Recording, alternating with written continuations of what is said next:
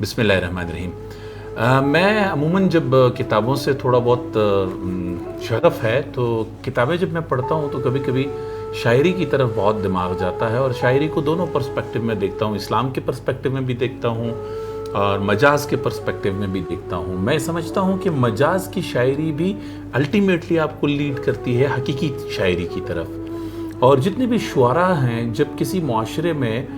شعراء کی تعداد زیادہ ہو جاتی ہے تو دیٹ مینز کہ اس دور کے اندر، اس صدی کے اندر، اس وقت کے اندر، اس کا مطلب یہ ہے کہ وہ زیادہ تھا، کیا کہتے ہیں اس کو، زوال کا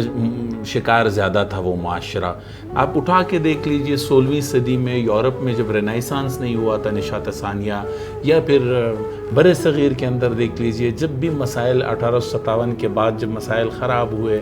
مطلب دنیا کے کسی بھی کارنر یا کونے میں آپ دیکھیں گے تو زیادہ تر آپ یہ پائیں گے کہ جب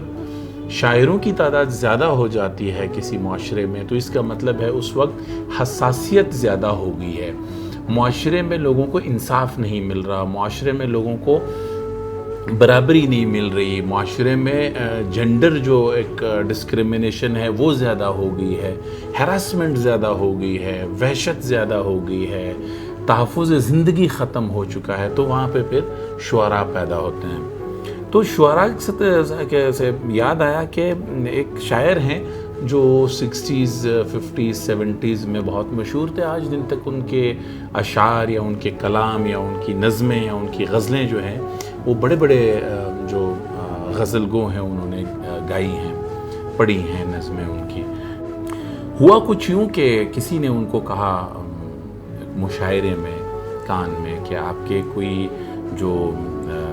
بتائے گئے نام ہے اپنے والد کا، جو آپ نے نام بتایا ہے غالباً یہ آپ کے والد صاحب نہیں ہیں۔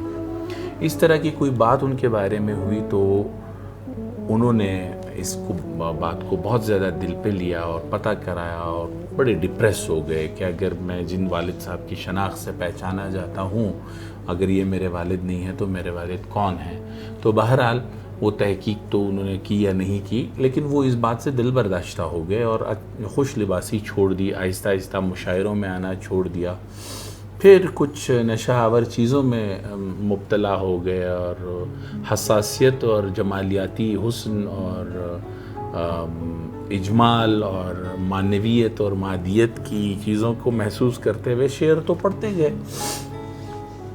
تو ایک دن صبح لاہور میں مال روڈ کے اوپر سردی کے دن تھے، صبح تھر تھرا کے اٹھے سردی سے، جب اٹھے تو سردی سے اس لیے اٹھے کہ ان کا ایک کوٹ تھا، وہ کوٹ پہنے ہوئے ہوتے تھے، اس پہ پیوند لگی کوٹ تھا ان کو، جن کو کمبل کے طور پہ استعمال کرتے تھے۔ تو اٹھتے ساتھ ہی ان کو ایک محسوس ہوا کہ میرا کوٹ کسی نے اٹھا لیا ہے یا چوری کر لیا ہے۔ تو ایک دم سے زبان پہ شعر آیا ان کے کہ جی جس دور میں لٹ جائے فقیروں کی کمائی، جس دور میں لٹ جائے فقیروں کی کمائی، اس دور کے سلطان سے کچھ بھول ہوئی ہے۔ اچھا، یہ شعر اس زمانے میں لوگوں کی زبان پر زد عام ہو گیا اور پہنچتے پہنچتے صدر ایوب خان کے پاس یہ شعر پہنچا، تو انہوں نے کہا دور سلطان، آج کے دور کا سلطان میں ہوں۔ تو کچھ لوگوں کو انہوں نے بھیجا کہ اس شاعر کو ذرا بلاؤ اور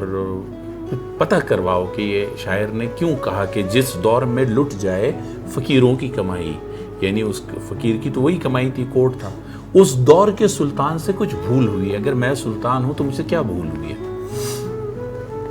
لوگ آئے، پتہ کیا، ساغر کو دیکھا، پایا، اس سے بات کی، تو ساغر نے کہا میرا اور بادشاہ کا کیا لینا دینا۔ تو کسی ممبر نے ان کو یہ بتایا کہ آپ جو ہیں، آپ کو شاید بادشاہ سلامت نے اس وجہ سے بلایا ہے کہ آپ نے یہ شعر پڑھا ہے۔ تو انہوں نے کہا اگر اسی ہی وجہ سے بلایا ہے تو میں بڑی سمپل سا انداز میں اس بات کا جواب دے دیتا ہوں کہ مجھے اچھی طرح معلوم ہے یہ ذوق سلطانی، مجھے اچھی طرح معلوم ہے یہ ذوق سلطانی، یہ محض کھلونوں سے بہل جاتے ہیں۔ اور کھلونے کیا ہوتے ہیں ناظرین سامعین؟ کھلونے یہ ہوتے ہیں کہ جو پروٹوکالز ہوتی ہیں،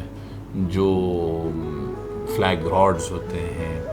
جو اقتدار کے شاہانہ انداز پر براجمان ہو کے حکومت